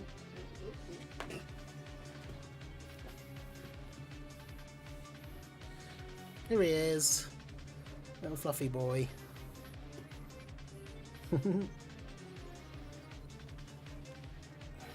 You alright, buddy? You warm? Oh. Yeah, he doesn't want to stick around. I'm not surprised. It is very, very warm. Now, there's a fan right here,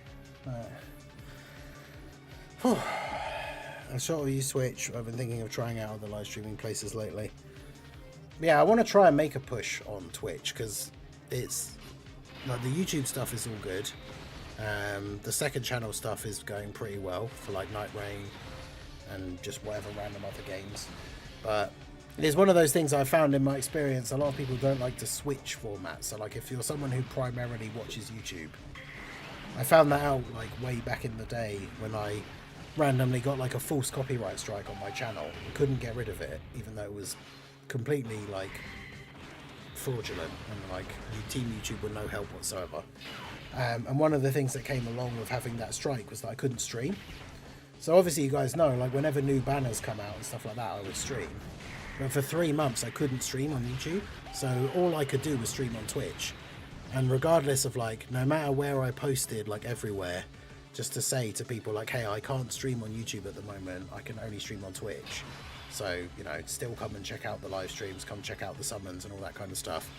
Like, the viewership on those Twitch streams was like super low compared to if I'd been on YouTube. Because, yeah, a lot of people who just like to watch on YouTube won't go over to Twitch, even if it's the only place that they can see a certain person. Which is fair enough, like everybody has the formats that they like to use. But yeah, that's the thing. Twitch will be where all of the stuff is. So if I'm live on the main channel playing Dokkan, I'll be live on Twitch. If I'm live on the second channel playing Resident Evil 9 when it comes out, I'll be live on Twitch. So if you do use Twitch, that is a good place to stay up to date with everything that I'm doing. I don't like Twitch anymore since they spam multiple ads at once, so you're missing the stream. Yeah, I'm not sure how that works, because obviously I don't know how ads work exactly on YouTube, like for streams, because I know like for the VODs it like manually inserts them like it does for videos. But yeah, I know that is obviously a thing for Twitch. I know you can, of course, like it's paywalled, right? You can get around that with the Twitch sub, which you can either get from Prime or being gifted one, or obviously paying for it, and then you don't have to see the ads. But yeah, I could see that as being like an annoyance for some people for sure, especially if you use YouTube all the time and like you have YouTube Premium, and then it's like, well, now if I go watch somebody on Twitch instead, then that's a place where I'll now get ads or whatever. But I actually did stream for a time on Twitch. It was mainly just retro games.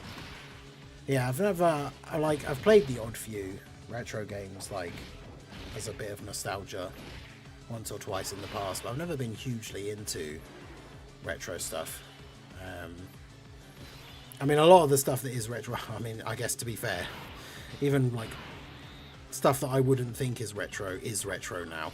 So, like, PS1 is retro now, which is crazy to me. I think I might just be dead. This is a very bad rotation for the LR Ginyu Force.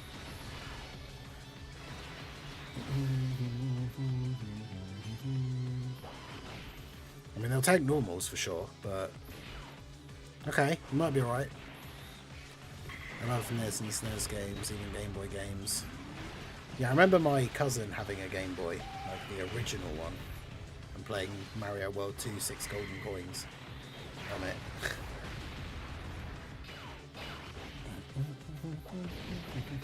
PS2 is retro now too, man. That just makes me feel old.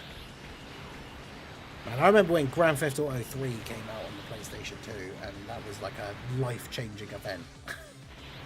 Like how crazy that game was in comparison to anything else that was out at the time that wasn't PC, because unless you were already well into PC stuff at that point, PC gaming wasn't as big of a thing. Like, definitely wasn't as common of a thing for like everyone to have, whereas obviously a lot of kids, once you got to a certain point, would potentially have like a console at like a certain age, but you're very unlikely to have like a gaming PC. But yeah, seeing like what games used to look like, what games used to be like, and then Resident Evil, Grand Theft Auto 3 came out, it's just like insane. Like, it sounds like a cliche, but it's like playing it for the first time, it's like, I can't believe like games can be this good, like games can be like this. Like, it was wild.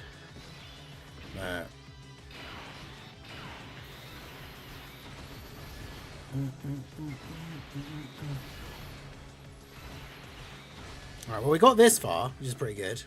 PS3 came out in 2006. Jeez.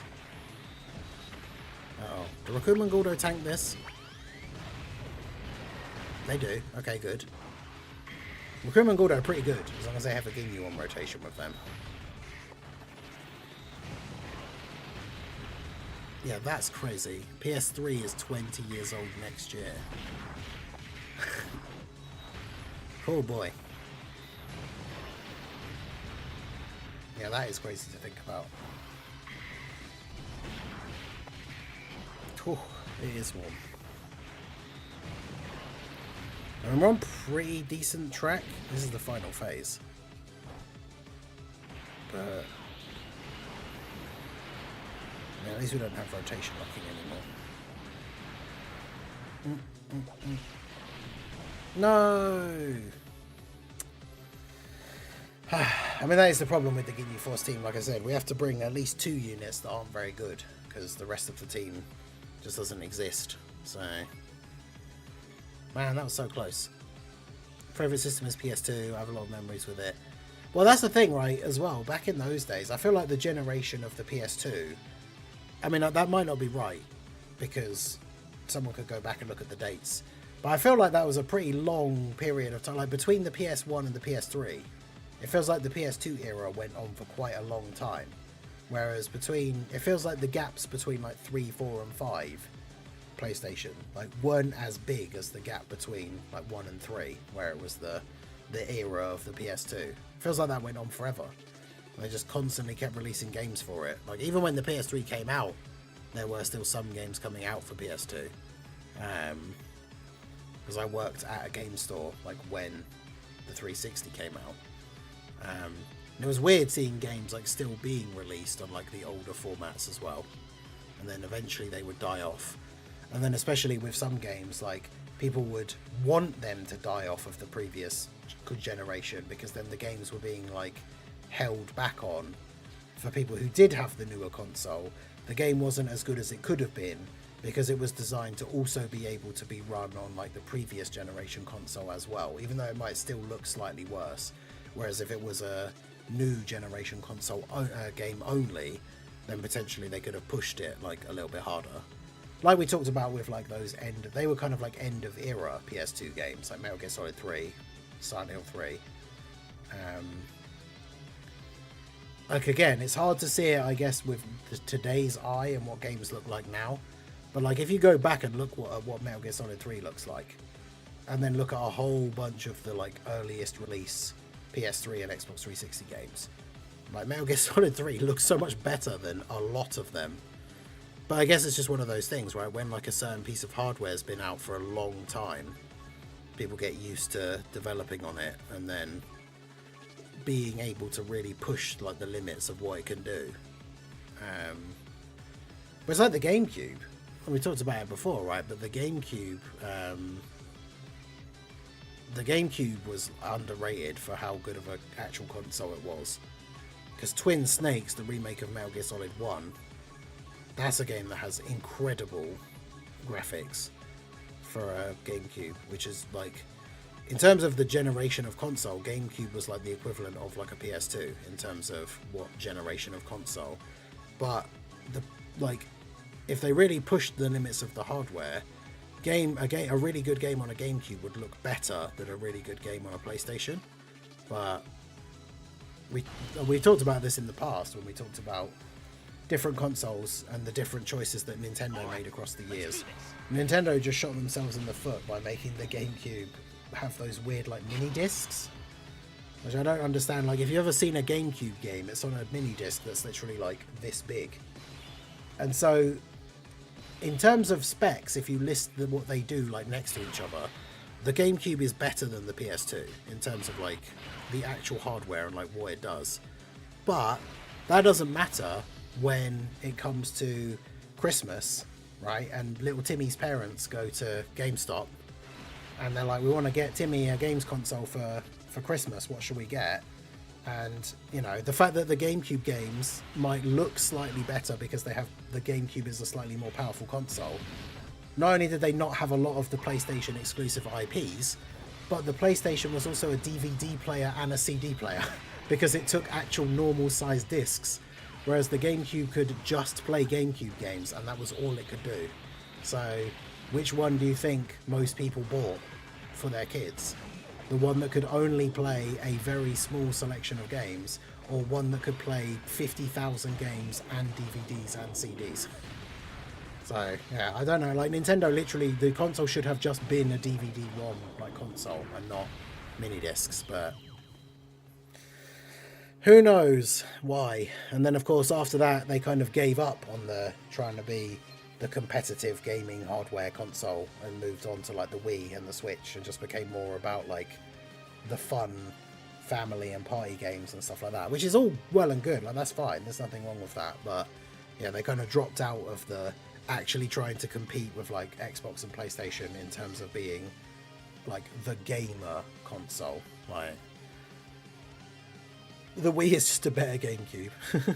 It's a shame because the GameCube was awesome. Like I say, like games like Twin Snakes, like if a game was on PS2 and GameCube and original Xbox, it probably looked and ran better on the GameCube.